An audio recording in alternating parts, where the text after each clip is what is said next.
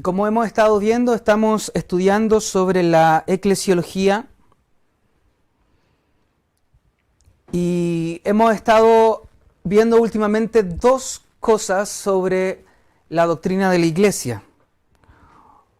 Una de esas cosas es las ordenanzas que Cristo ha dejado a la iglesia. Vimos que una de esas ordenanzas era la Santa Cena y vimos que otra de las ordenanzas fue el bautismo. Analizamos el bautismo como el punto o el rito de entrada al pueblo del pacto y luego la Santa Cena como el rito de pertenencia o de participación continua de esto.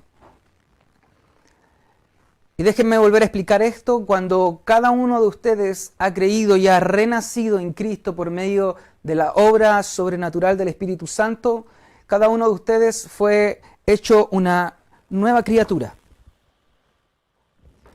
Fue hecha una nueva criatura y luego, para manifestar aquel nuevo nacimiento, cada uno de nosotros se bautizó. Por eso es que nosotros bautizamos a creyentes. De ahí es que no bautizamos a infantes, porque creemos que la Biblia nos pide y nos demanda fe para aquel que se va a bautizar y testimonio de esta fe. Entonces aquello lo vemos en creyentes de cualquier edad. No sé, usted puede considerar un creyente que da testimonio de su fe a los 12, 13, 14, 15 años. Y es por eso que podemos bautizar a esas personas o a alguien que tenga 90, 80, 70 años. Y creemos que el bautismo es para creyentes. Pero una vez que usted se bautiza, usted pasa a ser parte de la iglesia visible y ahora usted pertenece a una congregación local donde usted es edificado, donde usted se le enseña de las cosas del Señor y donde podemos ver distintos ministerios y distintas maneras de servir a Cristo. De ahí es que, por ejemplo, que analizamos cómo en la Santa Cena, cuando se inaugura en Cristo Jesús, Él la comparte con sus discípulos más cercanos, con los 12. También vimos que la Santa Cena es un memorial, es algo que nos recuerda algo que aconteció, es decir, la muerte sacrificial de Cristo, y que también nos apunta a un presente donde Cristo está con su iglesia y donde Cristo muestra su sacrificio a esa comunidad de creyentes, pero también nos apunta a algo futuro y nosotros anunciamos en la Santa Cena que el Señor ha de venir, que el Señor ha de manifestarse. Y entonces vimos aquellas dos cosas. Vimos el bautismo y la Santa Cena. Ahora, una de las primeras definiciones que tuvimos respecto a iglesia fue hablar de la iglesia como una asamblea de creyentes. Entonces usted se puede preguntar, ¿es necesario que yo me congregue? Quizás ya con estos dos puntos que vimos sobre el bautismo y la Santa Cena quedaría claro. El bautismo es algo que se hace en comunidad, en colectivo, lo mismo que la Santa Cena. No es algo que usted puede hacer solito en un rincón, usted se bautiza solo en un rincón. No, usted es partícipe con el cuerpo de Cristo en el bautismo y en la Santa Cena. Pero hoy día vamos a ver otro tema, y ese tema tiene que ver con la membresía de la iglesia. Y quizás puede responder a muchas veces aquellas preguntas que muchas personas quizás a usted le hacen, le dicen, mira, yo creo en Dios, yo creo en Jesús, pero no creo que deba o que tenga que congregarme. Yo puedo orar en mi casa, yo puedo estudiar la Biblia en mi casa, pero no quiero ningún tipo de compromiso con una iglesia. Y ese es el punto que vamos a abordar hoy. Y quizás hoy es más relevante que ayer, porque también estamos teniendo una circunstancia donde no podemos congregarnos físicamente. Entonces, alguno podría decir, mira, yo creo en el Señor, me gusta ver las transmisiones en vivo, no creo que cuando pase esta pandemia, que cuando pasen los días de aislamiento, no creo que deba congregarme. No creo que deba participar de una comunidad cristiana. No creo en eso. O sea, si me mandan videos, yo voy a seguir viéndolos. De mi casa yo oraré, veré la Biblia. pero ir a la iglesia, participar, eso no es para mí. Bueno, vamos a ver hoy que esa idea es completamente errónea y alejada de los parámetros del Nuevo Testamento. Así que oremos. Padre, en el nombre de Jesús, iniciamos, Señor, este estudio. Y te pedimos, Dios, que seas tú quien nos ayude a aprender. Padre, porque si hay algo que necesitamos, Señor, si hay algo que queremos, es poder conocerte más. ¿Y qué más podemos hacer sino acercarnos a tu palabra, a tu iglesia, Señor? Padre, bendigo y te pido que tú bendigas a cada una de las personas que está viendo este video, que está presente en la transmisión. Señor, porque sabemos que de algún modo podemos unirnos. Y a través de esto, Señor, queremos unirnos hoy. Dios, te alabamos, te bendecimos, Señor, y te pedimos que seas tú quien nos enseñe. Que seas tú quien esté presente por medio de tu Santo Espíritu, obrando en cada uno de nosotros para tu gloria, Dios. En el nombre de nuestro Señor Jesucristo, oramos. Amén. Entonces vamos a iniciar esta sexta parte. Ya nos queda poco, queda la sexta parte de la membresía, la séptima parte sobre la disciplina, para luego terminar en un resumen general acerca de lo que es la iglesia.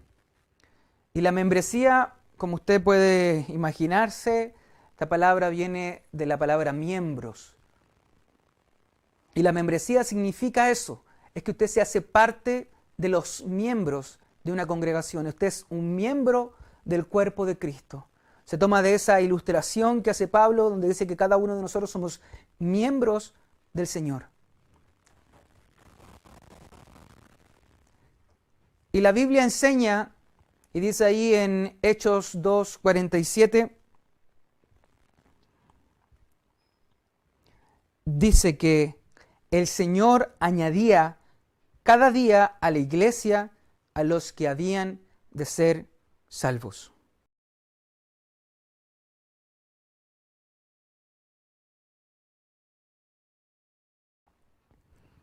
Y dice que el Señor añadía cada día a la iglesia a los que habían de ser salvos. Si usted se da cuenta, el parámetro del Nuevo Testamento es un parámetro de comunidad, de colectivo. En el corazón del Señor estaba la iglesia. Y es por eso que dice, el Señor añadía cada día, ¿a quién? ¿A dónde los añadía? ¿A los judíos, a Israel, a cualquier sede social? No, dice que los añadía, él añadía a la iglesia. O sea, ¿quién pone gente en la iglesia? ¿Un pastor? ¿Un predicador? ¿Un evangelista? ¿Lo pone algún familiar? No, el que pone gente en la iglesia es el Señor. Y el Señor añadía cada día a la iglesia los que habían de ser salvos. Es decir, esto está íntimamente relacionado con la salvación. La salvación es algo que te lleva a congregarte. Así como hemos hablado de que la palabra iglesia hace referencia a una asamblea, es algo plural, es algo colectivo. No existe una asamblea de una sola persona, o al menos carece de sentido una asamblea de una sola persona. Es como hablar de un bosque de un solo árbol. No es posible siquiera imaginar aquello. Cuando hablamos de un bosque, hablamos de un grupo de árboles. Es así que cuando hablamos de una asamblea o hablamos de la iglesia, hablamos de un grupo de personas. Entonces lo primero que usted tiene que saber es que es el Señor el que añade a la iglesia los que han de ser salvos. El Señor es el que pone en la iglesia. Cuando alguien le pregunta y le dice, mira, ¿cómo yo puedo ser salvo? Y uno le dice, mira, cree en Jesucristo, en su obra redentora, en su obra salvadora. Cree en Él, arrepiéntete y corre a sus pies. Entonces luego le dice, bueno, ¿y qué hacemos después? Bueno, congrégate, asiste a una iglesia, porque el Espíritu Santo es el que inclusive va a colocar ese deseo en el corazón del ser humano. Es decir, esto no estamos hablando aquí de alguna invención de la cabeza de alguien que dijo, mira, hagamos una institución para controlar a la gente o para sacarles dinero. No, es algo que el mismo Señor ha establecido y que los apóstoles también hacían.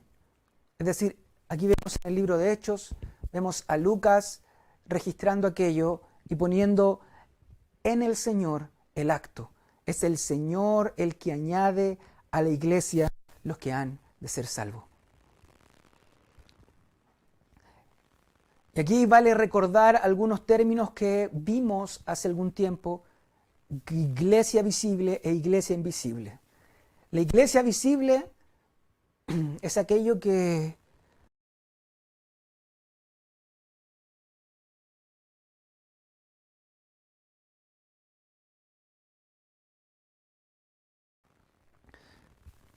hermanos. La iglesia visible es aquella a la que vemos.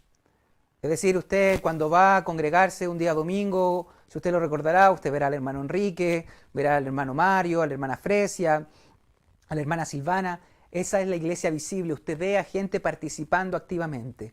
Y está por otro lado la iglesia invisible. La iglesia invisible es aquella que solo el Señor conoce. Solo el Señor conoce quiénes son los salvos. Solo el Señor conoce quiénes son los que pertenecen a la iglesia del Señor.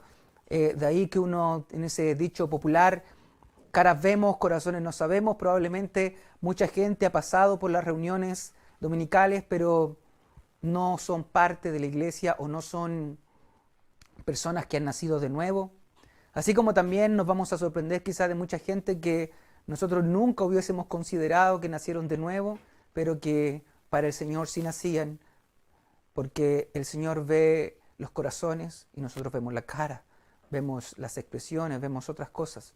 Esa es la diferencia. La iglesia visible es aquella que nosotros vemos, a los hermanos, a las caras, a la congregación, y la iglesia invisible es aquella que el Señor ve y conoce.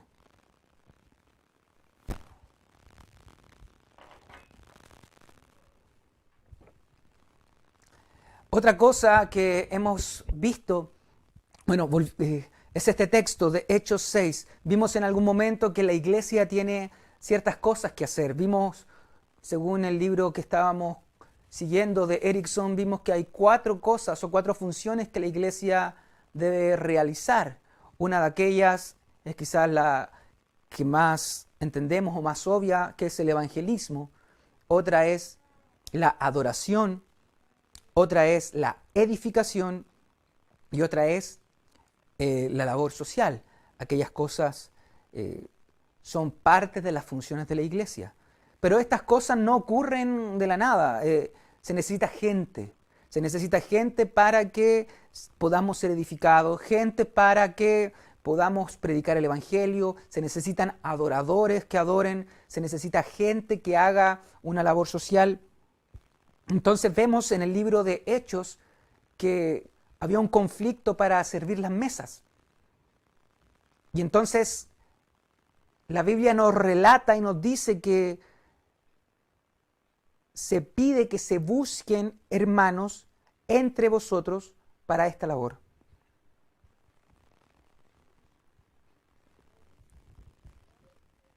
Es interesante que dice aquí entre vosotros.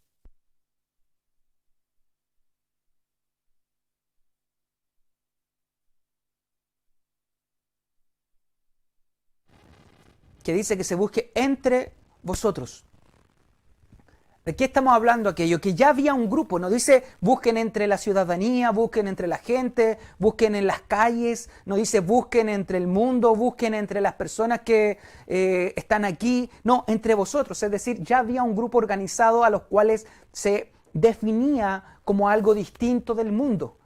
A eso es lo que nosotros llamamos membresía, un grupo, gente, miembro de la iglesia a la cual podamos identificar. Cuando usted ve en la calle y se encuentra con algún vecino en la feria, usted dice, bueno, él es mi vecino, pero él no es parte de la iglesia porque no ha creído en el Señor Jesucristo, no se congrega, no ha cambiado su vida, no ha nacido de nuevo, etc. Pero si usted va en la feria y se encuentra con el hermano José, usted dice, mira, él es mi hermano. Él es parte de la iglesia, Él es miembro del cuerpo de Cristo. Entonces hay una definición entre gente que está fuera y gente que está dentro de la iglesia. Y aquí lo vemos ya en el libro de Hechos que dice, busquen entre ustedes, entre vosotros. Entre vosotros busquen, ¿qué cosa? Hermanos, ¿para qué? Para que sirvan. Hermanos, para que sirvan. Entonces, una de las cosas que nosotros debemos entender es que la gente que va a servir para la obra de nuestro Señor Jesucristo están como miembros dentro de la iglesia. ¿Por qué entonces necesitamos miembros? Para el servicio. Porque ¿de dónde vamos a sacar obreros? Los obreros están en la iglesia, son miembros. De ahí una cosa sumamente práctica, que por ejemplo cuando usted se pregunta, bueno, ¿quién va a dirigir un culto? ¿Quién va a dirigir una reunión? Bueno, ¿usted sabe desde dónde se busca esa gente? No se va al supermercado y se busca a alguien en la fila de una caja. No se va a una población y se busca gente que tenga alguna capacidad en un partido de fútbol. Se busca gente de entre los miembros de la iglesia. Ellos están ahí para el servicio.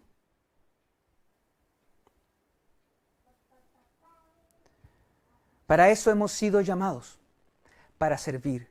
¿Y dónde vamos a servir? Ciertamente podemos servir en todo el mundo, pero hemos sido llamados para servir en la comunidad de fe, en una iglesia local.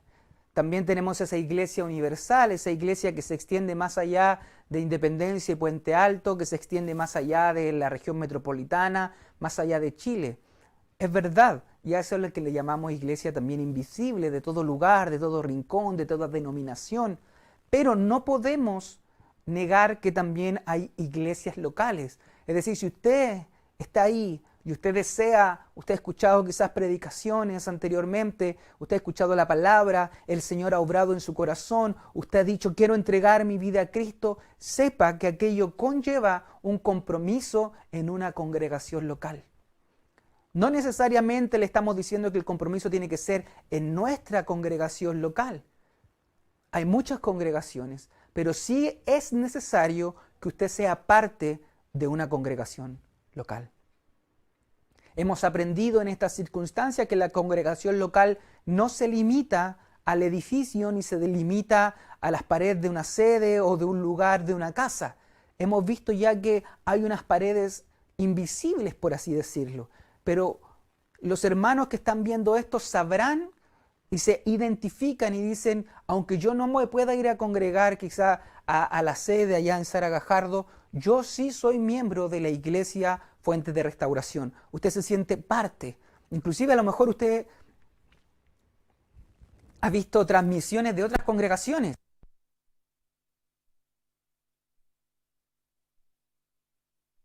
Quizá usted ha visto transmisiones de otras congregaciones, pero usted sabe y dice, estoy como de visita. Esta otra transmisiones de otra congregación a la que yo estoy viendo, a lo mejor tengo algún amigo, un hermano, a lo mejor me gusta, no sé, ya cada uno verá por qué está viendo transmisiones de otra iglesia, que no es malo, no es pecado, no se vaya a asustar a usted ni nadie lo va a ir a retar. Pero sí hay una diferencia cuando usted participa de estos estudios bíblicos, participa de los cultos de oración, inclusive vía streaming, vía transmisión, usted se siente parte de una iglesia, de la iglesia Fuente de Restauración. Es decir, es importante ser parte y miembro de una iglesia local.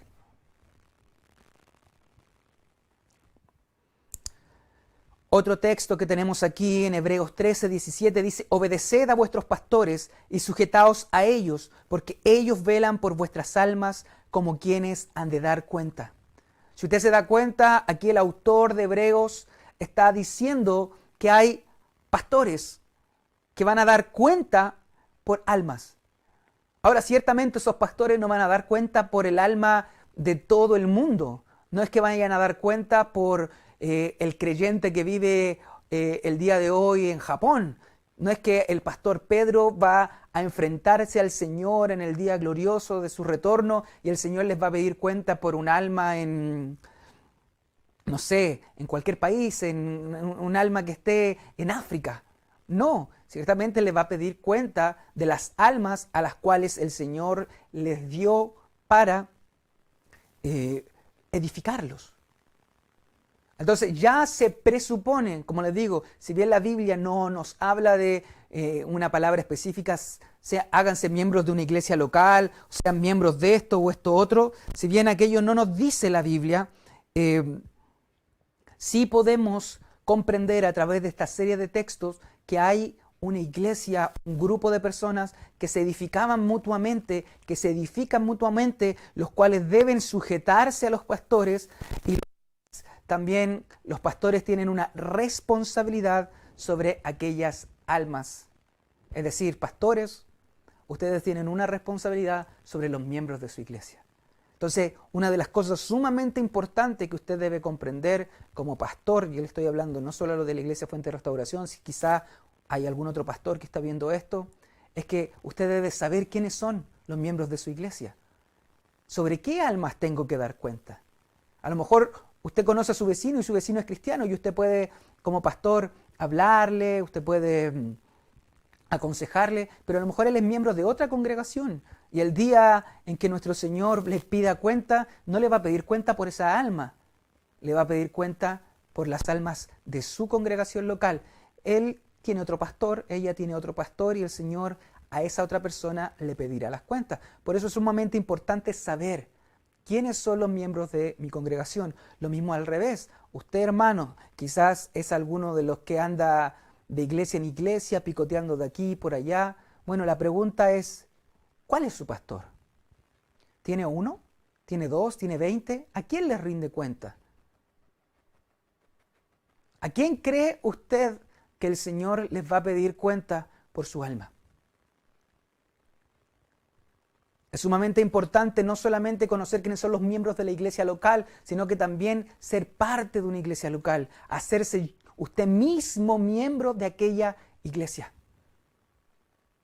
¿Para qué? Para servir, como ya hemos hablado, pero también para edificarnos mutuamente. Edificación y disciplina. Como les dije en un inicio, la iglesia tiene 4 labores: el evangelismo, adoración, edificación y la labor social.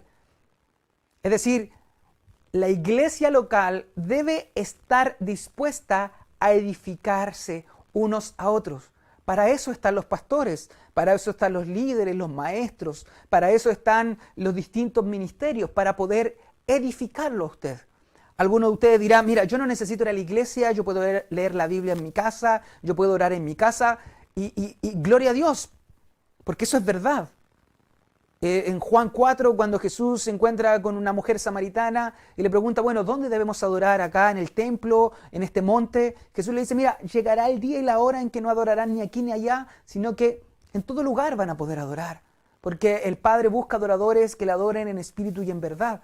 Es verdad aquello. Usted puede adorar a Dios en su casa, usted puede adorar a Dios en la micro, en el trabajo, usted puede adorar a Dios en el dormitorio. Usted lo ha visto ahora, lo ha contemplado a través de las circunstancias que estamos viviendo. Usted puede adorar a Dios. Pero hay algo que usted no va a poder hacer y es edificarse mutuamente con otros hermanos. Y además que si somos realistas, hermano, quizás aquello que dice yo voy a orar, a lo mejor no es así. Necesitamos de la iglesia también para que nos incentive y nos motive a orar. A lo mejor usted dice, yo leo la Biblia. Claro, pero ¿la entiende? Por algo es que Dios ha facultado a la iglesia con dones, con los dones de la enseñanza. Porque muy probablemente usted puede sentarse, leer la Biblia y leer lo que a usted se le plazca y tener su propia manera de entender todo. Y Pablo le dice a Timoteo que hay que tener cuidado de la doctrina, porque muchos se pueden perder a causa de esto. Es decir, usted puede decir, mira, yo leo la Biblia por mí mismo, pero a lo mejor usted no la entiende y es más, usted la tergiversa y aquello lo va a llevar al camino de perdición. Entonces, necesitamos, hermanos de la iglesia, necesitamos de los pastores, necesitamos de los líderes, necesitamos de los diáconos, necesitamos de los ancianos, necesitamos de los presbíteros, todas aquellas palabras que vimos en algún momento, necesitamos de los maestros, de los evangelistas. Necesitamos de todo lo que Dios ha dado y ha dotado a la iglesia, lo necesitamos. Por algo es que el Señor lo dio. No es que a Dios se le ocurrió sencillamente para poner más burocracia o algo así. No, lo hizo para que pudiésemos edificarnos mutuamente, porque en cada uno de nosotros mora el Espíritu Santo y el Espíritu Santo nos dota de distintos dones, de distintos talentos y de distintas funciones en la iglesia para el beneficio del otro. Ese es el propósito de los dones. El propósito de los dones es la edificación de la iglesia. Y aquí dice otra palabra, edificación y disciplina. ¿Por qué? Porque vivimos en un mundo caído. Y cada uno de nosotros somos a la vez justificados, pero a la vez también pecadores. Ciertamente por la fe creemos que se ha de consumar en el retorno de nuestro Señor todo. Y nuestros cuerpos serán glorificados y ya no tendremos más relación con el pecado, cielo nuevo, tierra nueva. Pero mientras tanto estamos en una tensión, en un ya, pero un todavía no. Es decir, ya hemos sido santificados, pero todavía no. Ya se ha vencido el pecado, pero aún el pecado mora en nosotros. Entonces necesitamos a los hermanos y hermanas para poder ir luchando, combatiendo al pecado. Y si uno cae, el otro lo levanta. Y así cada uno de nosotros vamos sosteniéndonos. Y eso es la disciplina. Porque ciertamente yo puedo decir, mira, yo no voy a la iglesia, yo me quedo en mi casa, yo oro en mi casa, estudio en mi casa. Pero ¿quién te ayuda con el pecado? Es más, ¿quién te llama la atención cuando estás pecando? ¿Tú mismo? ¿Es acaso aquello posible? Ciertamente tú me puedes decir, bueno, el Espíritu Santo me lleva al arrepentimiento, sí. Pero ¿quién te restaura? ¿Quién te ayuda? ¿Quién te aconseja? Es por eso que la iglesia, la congregación, la asamblea de creyentes es necesaria.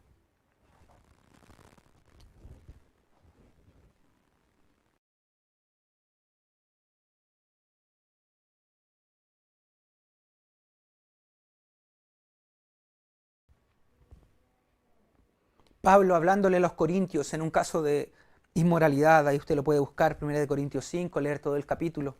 Había un caso de inmoralidad tal que dice que ni siquiera entre los incrédulos se veía como algo bien, y era que alguien se había involucrado con la esposa de su padre.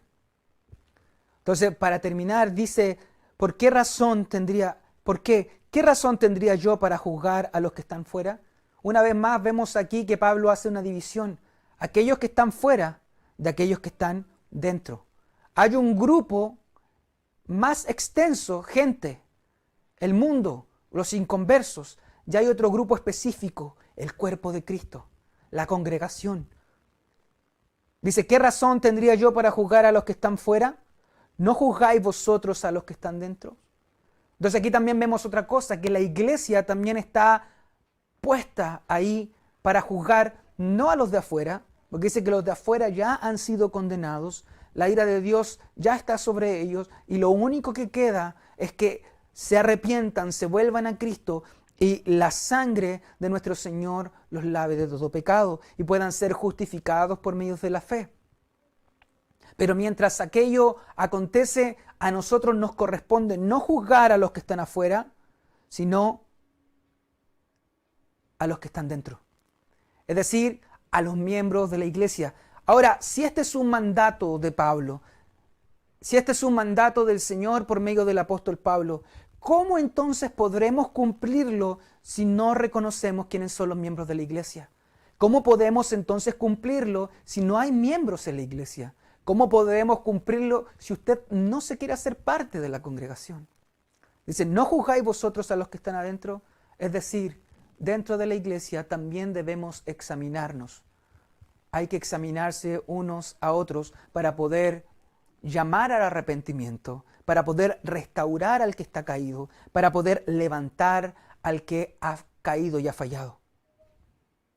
Aquí vemos que Pablo también está hablando de esto. Está hablando de la necesidad de la iglesia en específico en esta iglesia de Corinto y todo el problema que ya venían trayendo de pecado, de inmoralidad sexual.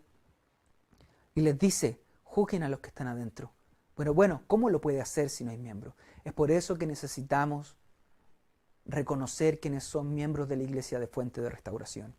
Y hermano, quizás si yo le diga ahora, mira, tiene usted una tarea y escriba en una hoja quiénes son miembros de la iglesia Fuente de Restauración, usted podría poner quizás y ahí usted haría un trabajo importante. Pero estoy seguro que si después lo comparamos con otros hermanos, van a haber hermanos que van a faltar o algunos que van a sobrar. Si lo compartimos con otro hermano, a lo mejor van a haber otros, no van a coincidir estas listas. Pero es importante que nosotros podamos reconocer quiénes son miembros, quiénes son visitas, quiénes son personas que a lo mejor nos visitan, pero son miembros de otra congregación, quiénes son personas que participan activamente, quiénes son personas que se han sujetado a la iglesia Fuente de Restauración.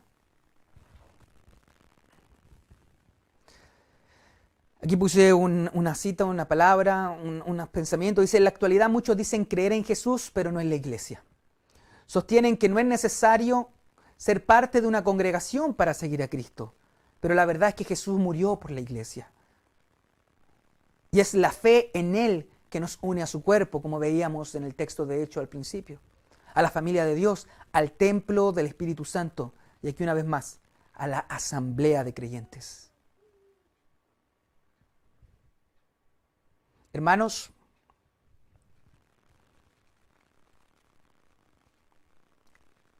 ¿es usted parte de esta iglesia? ¿Está usted comprometido con la congregación? Sepa que ese compromiso no es sencillamente un compromiso simbólico de decir, mira, yo soy parte de la iglesia. No es solamente decir, mira, yo tengo un cargo en la iglesia. O yo me voy a hacer miembro porque quiero postular, quiero que me llamen algún día a predicar delante, o quiero dirigir un culto, o quiero ser el líder de los varones, o el líder de las mujeres. Porque es verdad, dentro de nuestros estatutos, dentro de cómo nosotros nos organizamos, está puesto que solamente los miembros de la iglesia pueden optar a cargos. Y hay una serie de condiciones que se ponen para ser miembro de la iglesia. Una de aquellas podría ser simple de ser bautizado en esta iglesia. Yo sé que muchos de los que están viendo han sido bautizados en esta iglesia. Entonces no es difícil quizás para usted decir, mira, yo soy miembro de la iglesia porque yo me bauticé aquí. A lo mejor usted se bautizó en otra congregación, pero ya lleva mucho tiempo entre nosotros y a lo mejor usted de facto, en la práctica, usted es miembro de la iglesia. A lo mejor usted lleva poco, a lo mejor usted se considera una visita, a lo mejor usted es de aquellos que viene, que participa en la iglesia una vez, otra vez, que a lo mejor le mandaron este enlace de este video y dijo, lo voy a abrir, ya me han mandado 3 y no lo he abierto, lo voy a abrir. Pero déjeme decirle que es necesario que usted sea parte de una iglesia, que usted sea parte de una asamblea de creyentes donde usted pueda servir, donde usted pueda edificarse mutuamente y donde también usted pueda recibir la restauración necesaria, la disciplina necesaria. Usted sabía que cuando usted se hace parte de la iglesia Fuente de Restauración, usted se adscribe a lo que la iglesia cree, a lo que la iglesia piensa, a cómo la iglesia se organiza. Usted sabe que cuando usted se hace parte de una iglesia, usted también está comprometiéndose con su tiempo, con sus dones, con su talento, con su dinero. Eso es ser miembro de una iglesia, es ser parte de una familia donde suplimos las necesidades del otro, donde vemos al que no tiene y suplimos aquello que no tiene, donde el que está más débil lo levantamos. ¿Y es por qué? Porque Jesús estableció a la iglesia. Jesús dice que, la Biblia dice que la iglesia es el cuerpo de Cristo. ¿Usted quiere sentir un abrazo de Cristo? En la iglesia lo puede sentir. Y quizás nos queda algún tiempo todavía para poder sentir ese abrazo físico, pero estoy seguro que usted ha sentido ese abrazo espiritual. Estoy seguro que usted ha sentido a través de las oraciones, el soporte, a través de las palabras de aliento, la ayuda de los hermanos, a lo mejor también inclusive ayuda material, porque somos una iglesia, nos amamos, nos necesitamos y es Dios quien nos une. Y ya para ir terminando, déjeme hacer un resumen. Dios es el que añade a la iglesia. Dios es el que añade a la iglesia. No es una labor humana, no es algo optativo para los creyentes, es algo que Dios hace. Él, en la iglesia, nos capacita para el servicio, primeramente para nuestros hermanos, pero también para con otros hermanos de otra iglesia y para el mundo entero. A través de la iglesia somos capacitados. En la iglesia, en la congregación, en la asamblea de creyentes, en la familia de Dios, somos edificados. Usted está para edificar al otro y el otro está para edificarlo a usted. Somos una familia que mutuamente se edifica. Y también en la iglesia, como cuerpo, como comunidad, nos ayudamos a luchar contra el pecado, para cada día crecer más en santidad, crecer más en amor a Dios y en amor a nuestro prójimo. Hermanos, que el Señor les bendiga. Sepa usted que si bien no estamos en un lugar físico el día de hoy, si bien no tenemos un lugar donde reunirnos, porque también nos estamos cuidando y también lo cuidamos a usted, sepa que tiene una iglesia a la cual recurrir, la iglesia del Señor. Y para terminar, déjenme orar, despedirme.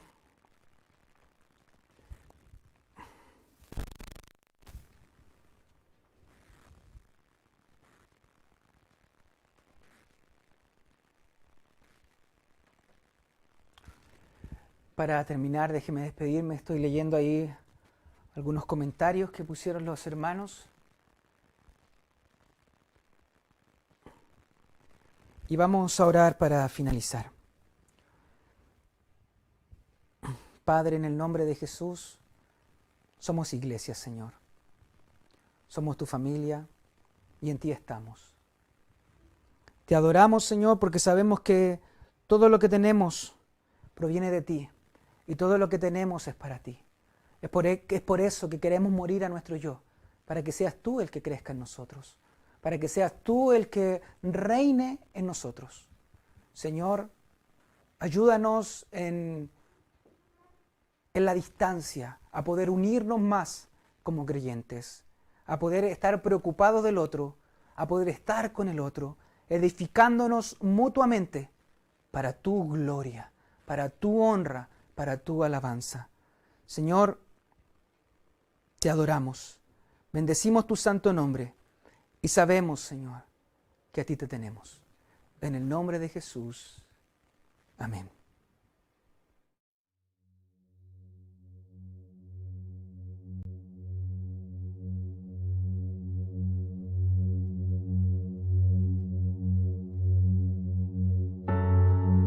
Has dado vida en la cruz,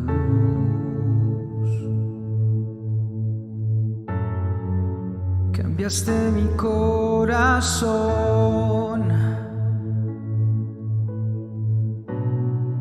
nada especial había en mí,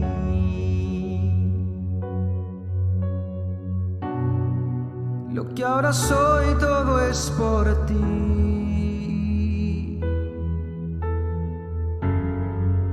Un jardín en el desierto,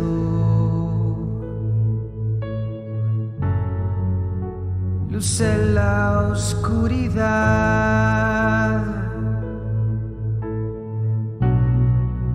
Tómame en tus manos, Dios. Me entrego a tu voluntad. Como la semilla que va en la mano del sembrador, preparada para caer y morir, quiero ser yo.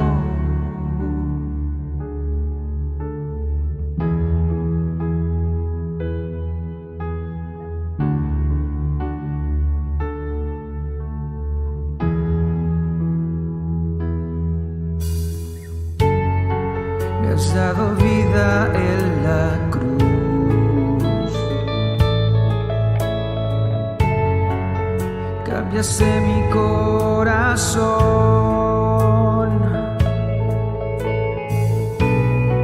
Nada especial había en mí,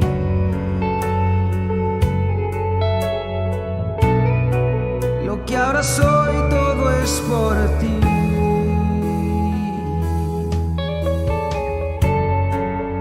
Un jardín en el desierto,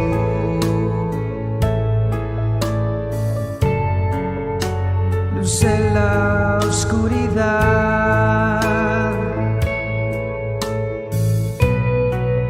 Tómame en tus manos, Dios. Me entrego a tu voluntad. Y como la semilla que va en la mano del sembrador, preparada para caer y morir. Y como la semilla que va en la mano del sembrador, preparada para caer y morir. Quiero ser yo, quiero ser yo. Vivir para ti, morir para ti.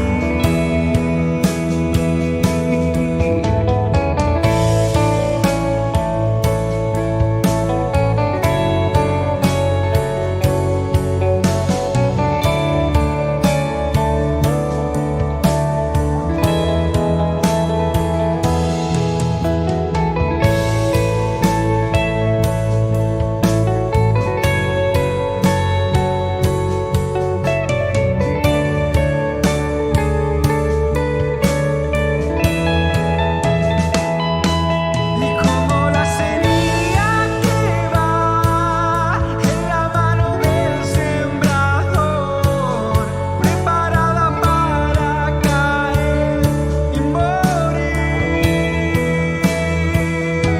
Y como la semilla que va en la mano del sembrador, preparada para caer y morir.